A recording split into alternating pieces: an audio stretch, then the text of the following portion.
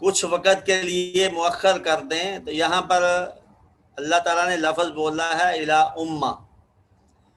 یہ امہ جو ہے قرآن مجید میں کئی معنی کے اندر استعمال ہوا ہے، کئی معنی ہیں اسے. امت کا معنی امت بھی ہے، اور امت کا معنی وقت بھی ہے، مدت بھی ہے. سورہ یوسف کے اندر بھی اللہ تعالیٰ نے یہ بات فرمائی ہے، وَذَّكَرَ بَعْدَ أُمَّةٍ. تو وہاں پر بھی اس کا معنی کچھ مدت ہوگی.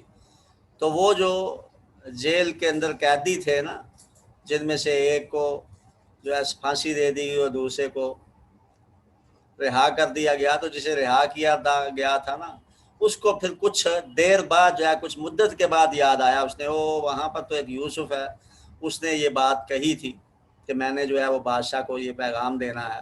تو پھر جب وہ بادشاہ کو خواب آئی تو اس وقت پھر یہ بات یاد آئی تھی. وَذَّكَرَ بَعْدَ أُمَّةٍ.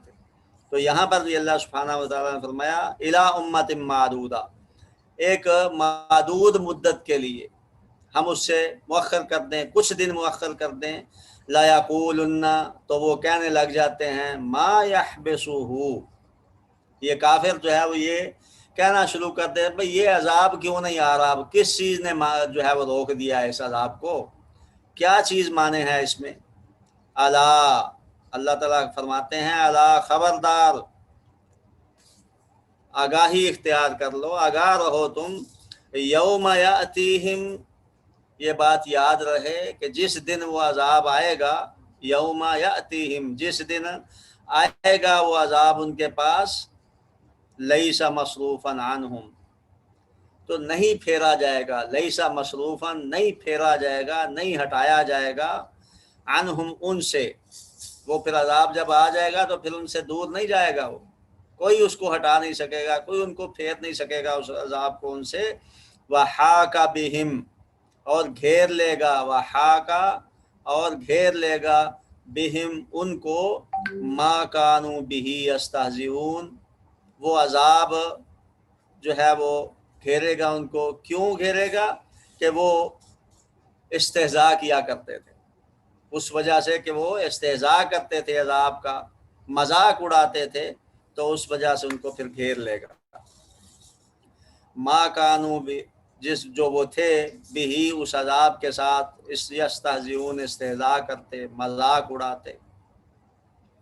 وَلَئِنْ أَذَقْنَا الْإِنسَانَ، اور البتہ اگر اذقنا، چکھائیں ہم انسان کو، منا، اپنی جانب سے، رحمتاً، کوئی رحمت، کوئی نعمت دیں ہم اس کو، ثم نزعناها، پھر ہم اس کو چھین لیں، ثم پھر، نزعناها، پھر چھین لیں ہم اس نعمت کو، اس رحمت کو، منہ، اس انسان سے، انہ، تو یقیناً وہ شخص، وہ انسان، لیئوس، انتہائی نا امید ہو جاتا ہے، کفور، ناشکرا ہو جاتا ہے. وہ ناشکرا بھی بن جاتا ہے اور نا امید بھی ہو جاتا ہے. تو اس سے یہ پتہ چلا کہ اللہ سبحانہ و تعالیٰ سے نا امید نہیں ہونا چاہیے، یہ کفر ہے، ناشکری ہے.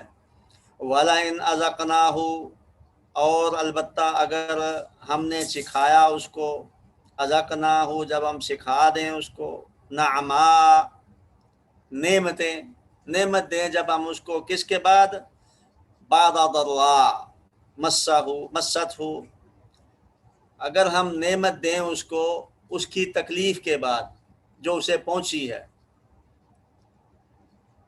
اگر ہم دیں اس کو نعمت بعد اس تکلیف کے، مست ہو، جو اس کو پہنچی تھی، لَيَقُولَنَّ، تو پھر کہنے لگ جاتا ہے، ذَهَبَ السَّيِّئَاتُ، چلا گیا، ساری تکلیف چلی گئی، ذہابہ، چلی گئی، السیئات، تکلیفیں، برائیاں، دکھ اور درد، عنی، مجھ سے، یعنی پھر وہ تکلیف، دکھ اور بھول جاتا ہے.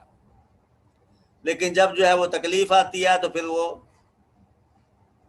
آہو بکا شروع کر دیتا ہے، نا امید ہو جاتا ہے. یہ انسان کی حالت بیان کی جا رہی ہے. تو انسان جو ہے وہ کسی حالت میں بھی خوش نہیں رہتا. ذہب السیئات عنی، مجھ سے ساری تکلیفیں، دکھ درد دور ہو گئیں.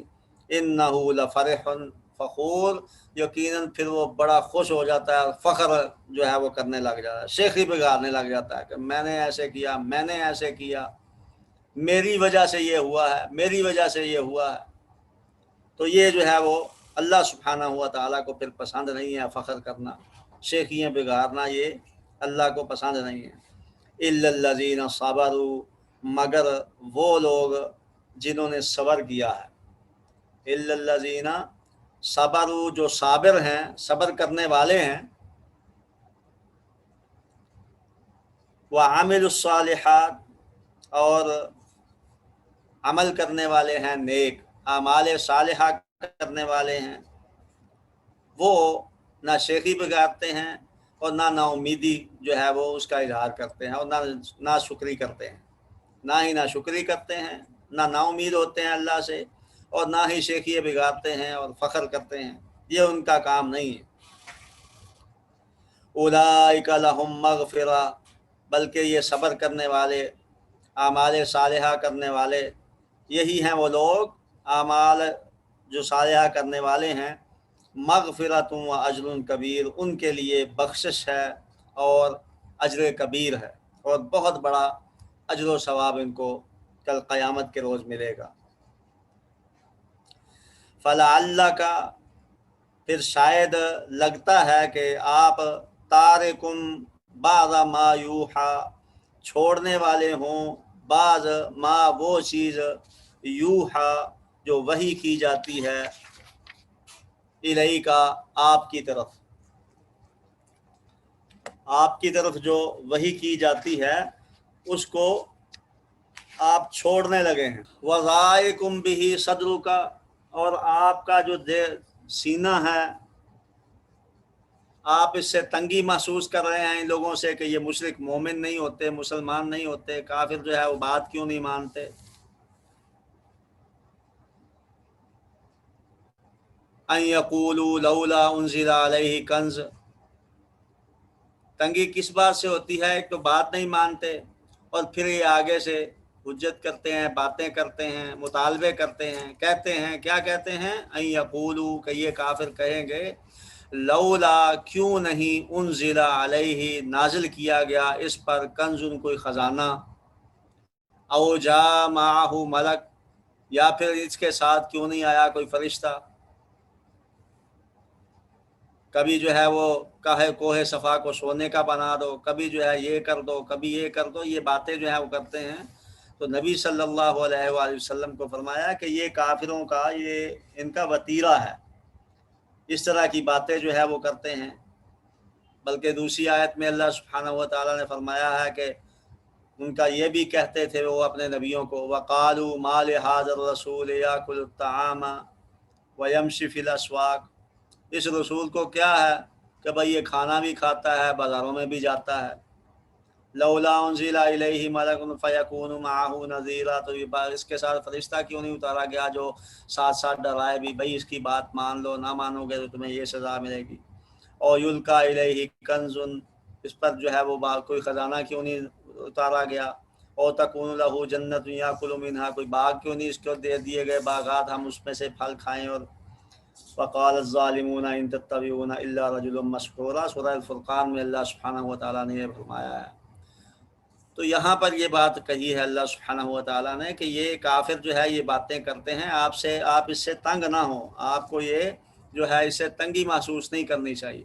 یہ اس طرح کی باتیں پہلے نبیوں کے ساتھ بھی ہوتا رہا ہے، اور آپ کو بھی یہ بات کر رہے ہیں۔ اگلی جو ہے وہ آگے پھر اللہ سبحانہ و تعالیٰ نے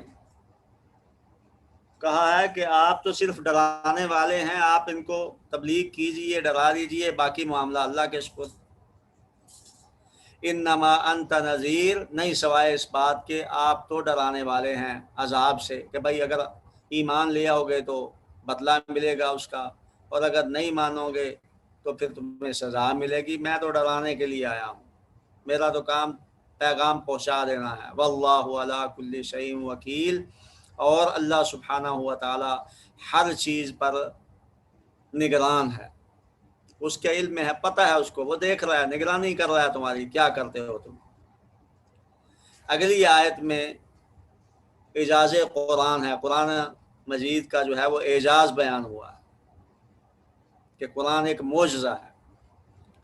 ام یقولون، کیا وہ کہتے ہیں، افتراہ، اس قرآن مجید کو گھڑ لیا ہے، اس نبی نے خود بنا لیا ہے، یہ کوئی اس کے پاس آتا ہے جو لکھاتا ہے اس کو۔ قل، کہہ دیجئے میرے حبیب صلی اللہ علیہ وآلہ وسلم، فأتو، چلو ٹھیک ہے، تم یہ بات کہتے ہو کہ بھئی یہ کوئی جو ہے اس کا استاد ہے جو اس کو لکھا رہا ہے، کوئی جو ہے اپنی جانب سے اس نے بنا لیا ہے، تو اچھا پھر چلو ٹھیک ہے، فأتو بعشر سور، چلو پھر تم ایسا کرو 10 صورتیں لے آؤ، مثلی ہی مفتریات، گھڑی ہوئی 10 صورتیں لے آؤ، 10 صورتیں تم بھی لے آؤ، بڑے بڑے تمہارے پاس ادیب ہیں، عرب جو ہے وہ شاعر ہیں، عرب دان ہیں، بڑے بڑے تمہارے پاس موجود ہیں، تو تم 10 صورتیں لے آؤ۔ بلکہ ایک جگہ پر تو اللہ سبحانہ و تعالیٰ نے ایک صورت کا کہا، ایک آیت کا کہا، تو یہ اعجاز ہے۔ آج تک سارے انسان اور جن اکٹھے ہو کے ہمارا ایمان ہے کہ لگ جائیں تو وہ ایک آیت بھی نہیں لا سکتے، کیونکہ یہ اعجاز ہے اللہ سبحانہ و تعالیٰ۔ بلکہ اگر اس میں تحریف کرنے کی کوشش کریں، اور کافروں نے کی، تو فوری طور پر مسلمان جو ہے وہ اللہ سبحانہ و تعالیٰ نے انا نحن نزلنا الذکر و انا لہ لحافظون، اللہ کہتے ہیں کہ ہم نے یہ نازل فرمایا ہے اور اس کی حفاظت بھی ہمارے ذمہ ہے، تو اللہ نے حفاظت کر رکھی ہے اس کی۔ کوئی زیر زبر کی بھی کوئی اس وقت غلطی کرتا ہے تو چھوٹے سے چھوٹا بچہ حافظ قرآن جو ہے وہ بھی اٹھ کے اس کی غلطی نکال لیتا ہے۔ کوشش کی کافروں نے تبدیلی اس کے اندر کرنے کی، لیکن آج تک نہیں کر سکے، اور کوششیں کر رہے ہیں، لیکن یہ اللہ کے حکم سے محفوظ ہے اور محفوظ رہے گا۔ قل فأتوا بعشر سور مثلہ، قل کہہ دو، فأتوا تو لے آؤ تم، بعشر 10 صورتیں، مثلہ اس جیسی، مفتریات گھڑی ہوئی، وَادْعُوا مَنِ اسْتَطَعْتُم من دون اللہ، اللہ کے علاوہ پھر تم جس سے چاہو جو ہے وہ لے آؤ اپنے ساتھ ملانے کے لیے، وَادْعُوا اور بلا لو، تعاون لے لو، من استطاعتم جس کی بھی تم استطاعت رکھتے ہو، من دون اللہ، اللہ کے علاوہ، اللہ کے علاوہ کوئی بھی جو ہے وہ اس طرح کی کوئی آیت نہیں بنا سکتا اور نہ ہی جو ہے وہ لا سکتا ہے۔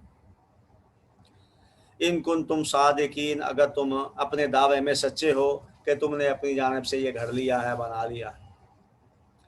فَإِن لَّمْ يَسْتَجِيبُوا، پھر اگر نہ جواب دیں وہ، فَإِن لَّمْ پھر اگر نہ، يَسْتَجِيبُوا جواب دیں وہ، لَكُمْ تمہیں، فَاعْلَمُوا تو جان لو، انما یقیناً، انزل نازل کیا گیا ہے، بعلم اللہ اللہ کے علم سے، کہ یہ قرآن مجید اللہ کے علم سے نازل ہوا ہے، اللہ نے نازل کیا ہے، یہ اللہ کا کلام ہے اور معجزہ ہے۔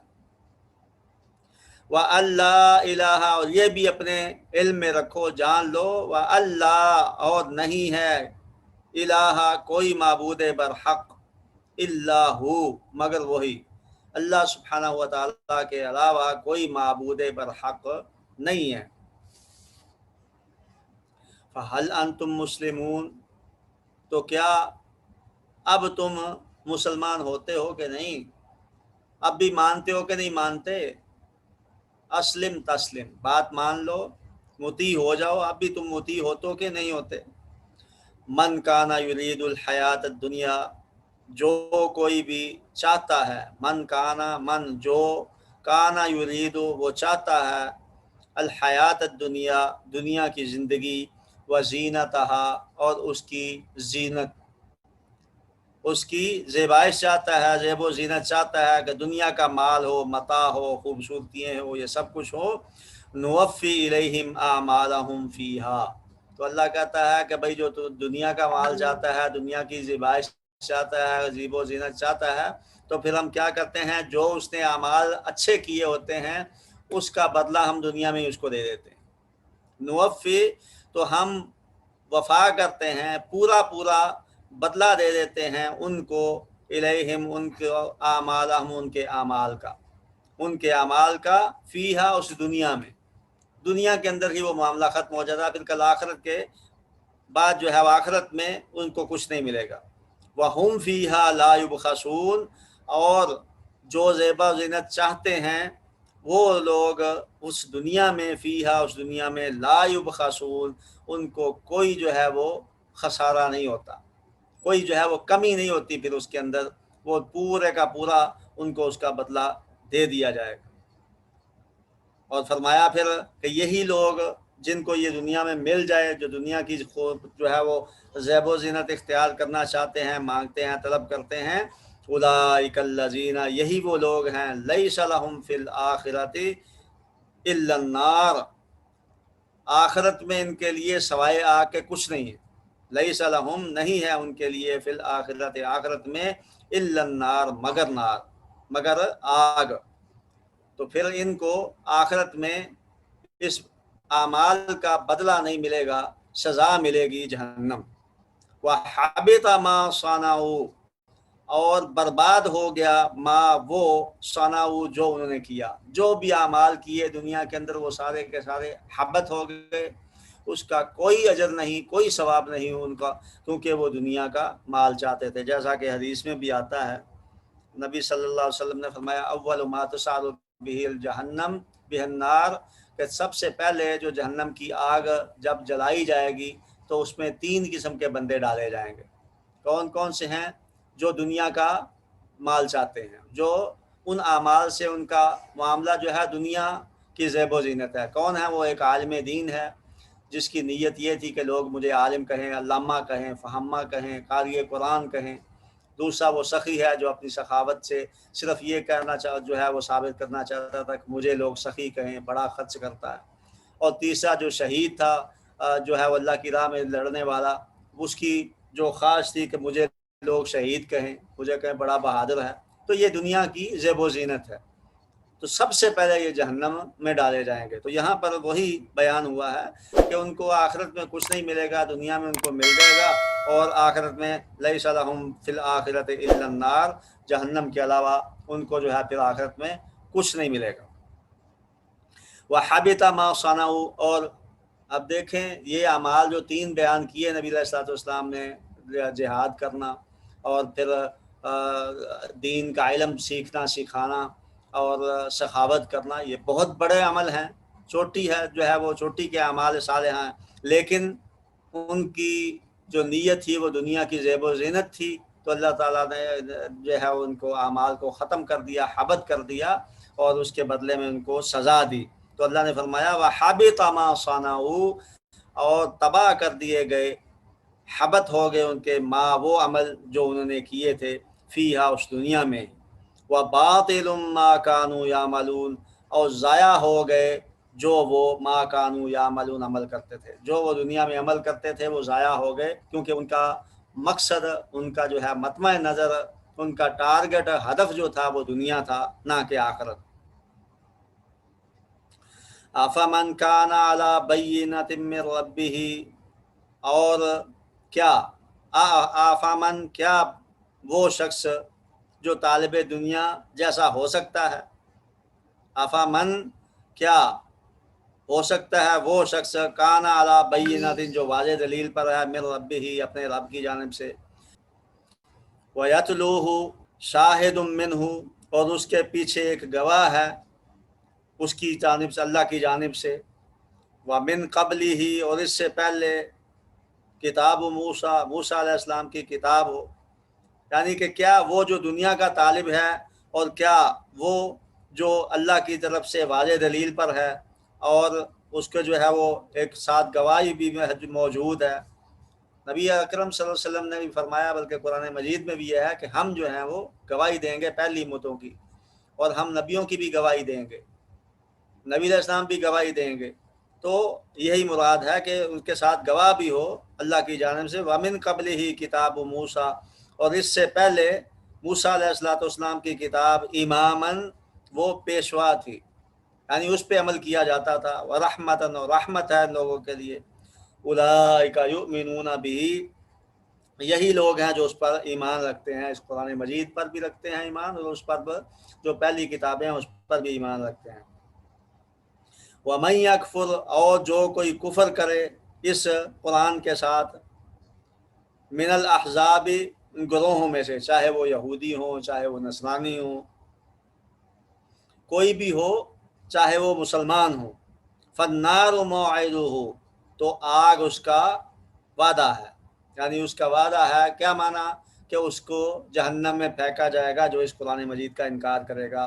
فلا تکو فی مریۃ، تو اے مخاطب نہ تم ہو، فلا تکو، تو نہ تم ہو، فی مریۃ، کسی قسم کے شک میں، منہ، اس کتاب سے، انہ الحق، یقیناً یہ حق ہے، انہ الحق، یقیناً یہ حق ہے، من ربک، تیرے رب کی جانب سے، ولیکن، اور لیکن، اکثر الناس، اکثر لوگ جو ہیں، لا یؤمنون، وہ ایمان نہیں لاتے۔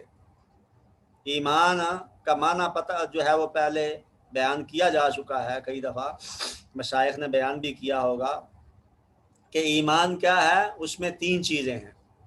ایمان، اس قرآن مجید پر اکثر لوگ جو ہیں وہ ایمان نہیں رکھتے۔ کیا معنی ہے اس کا کہ قرآن مجید پر ایمان کا معنی یہ ہے کہ 3 چیزیں اس کے اندر ہو۔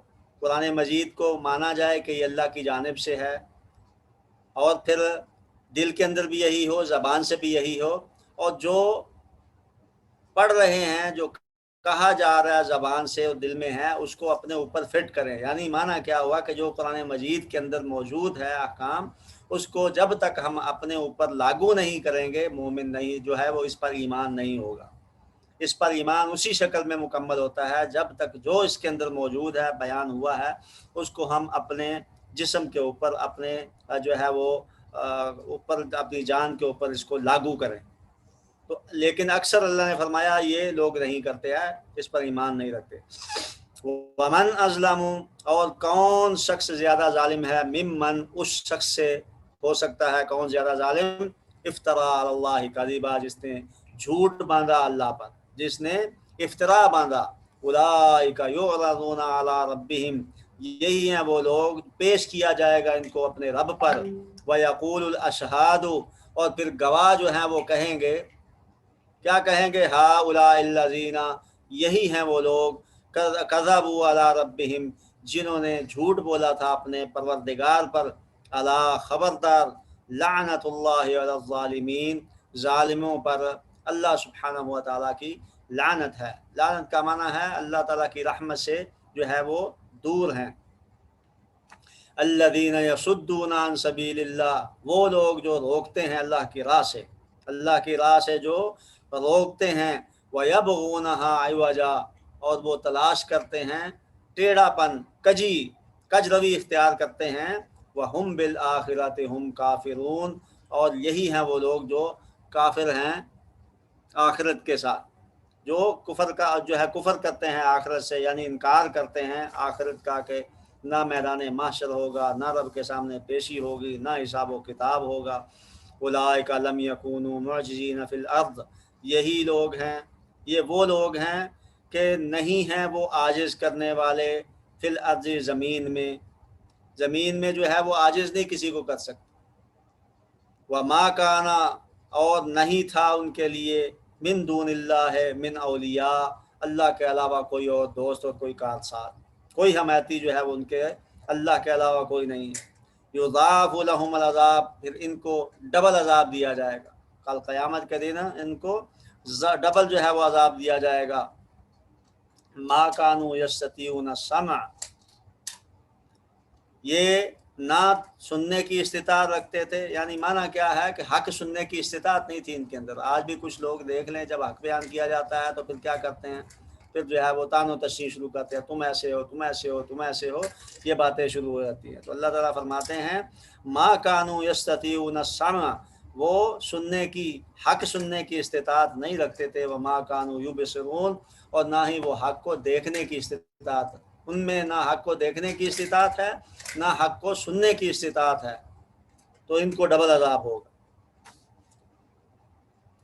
اولئک الذین خسروا، یہ وہ لوگ ہیں جو خسارے میں رہیں گے، خسارے میں ڈال دیا انفسہم، اپنے آپ کو، وضل عنہم ما کانوا یفترون، اور گم ہو گیا ان سے جو وہ افترا باندھتے تھے۔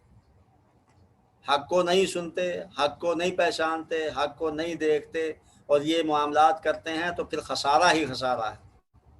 لا جرم، خاص کر کے یقیناً، انہم فی الآخرۃ هم الاخسرون، آخرت میں، دنیا میں تو ہے ہی ہے، پھر آخرت میں سب سے زیادہ خسارہ ان کو اٹھانا پڑے گا۔ اخسر کا لفظ بولا ہے اللہ نے، سب سے زیادہ خسارہ اٹھانے والے۔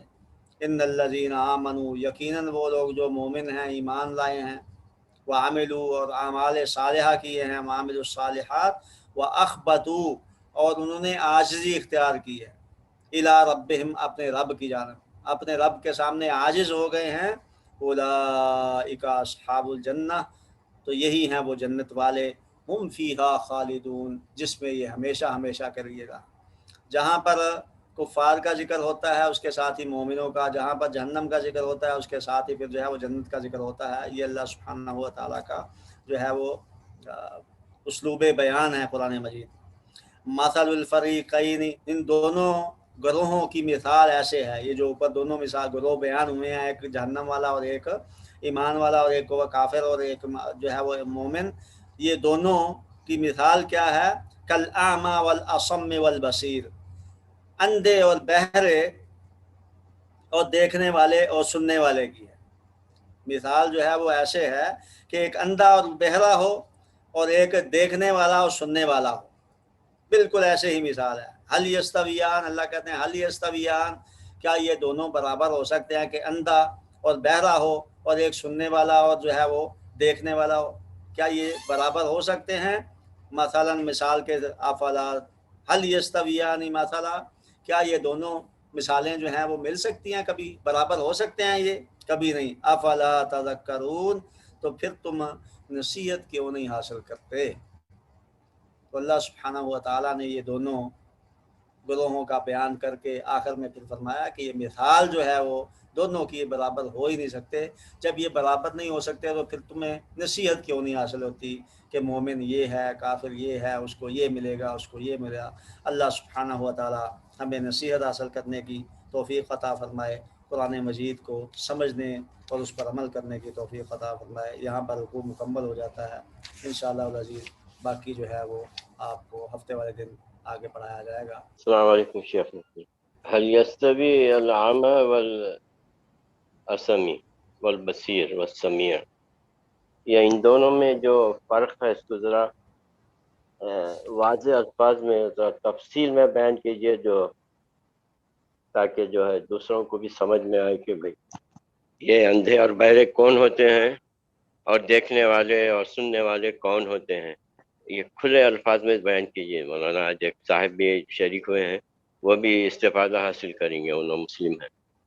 پیچھے اللہ نے بیان کیا نا، ما کانوا یستطیعون السمع وما کانوا یبصرون، اس سے پہلے آیات میں جو ہے فرمایا ہے نا کہ حق کو سنتے نہیں ہیں اور حق کو دیکھتے نہیں ہیں۔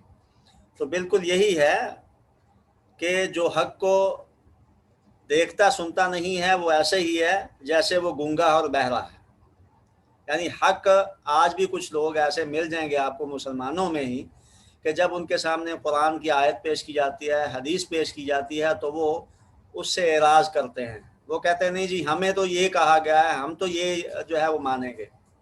تو یہ حق جب آ جائے، چاہے وہ اپنے ہی خلاف ہو، کو پھر اس کو تسلیم کرنا چاہیے، اس پر حق عمل کیا کرنا ہے؟ چاہیے۔ حق کیا ہے؟ حق قرآن اور حدیث، حق قرآن اور حدیث ہے، اللہ سبحانہ و تعالیٰ کا فرمان اور نبی صلی اللہ علیہ وسلم کا فرمان، صحابہ کا طریقہ، یہ حق ہے۔ اس کے علاوہ جتنے بھی اگر اس کے مخالف میں آتا ہے وہ غیر حق ہے۔ حق صرف قرآن اور حدیث، نبی علیہ السلام کا اور صحابہ کا طریقہ ہے۔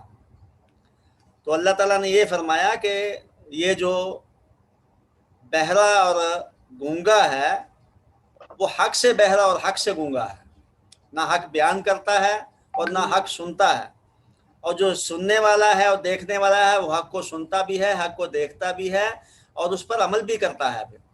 تو یہ ہے وہ اس کی جو ہے ذرا تفصیل جو بیان کی جاتی ہے۔ یعنی اس کو اللہ توحید عالم۔ کی طرف بلائے تو بھی وہ نہیں آتا، وہ حق کی طرف، توحید کی طرف بھی بلائے تو وہ نہیں آتا، وہ سنتا نہیں اس کو، اس لیے وہ بہرا کہا گیا ہے اسے۔ جی جی، وہی بیان پیچھے بیان کر دیا نا اللہ سبحانہ و تعالیٰ نے۔ تو حق کیا ہے؟ وہ اللہ اور اللہ کے رسول صلی اللہ علیہ وسلم کا طریق، اللہ تعالیٰ کا کلام اللہ قرآن مجید ہے اور نبی علیہ السلام کی احادیث ہیں۔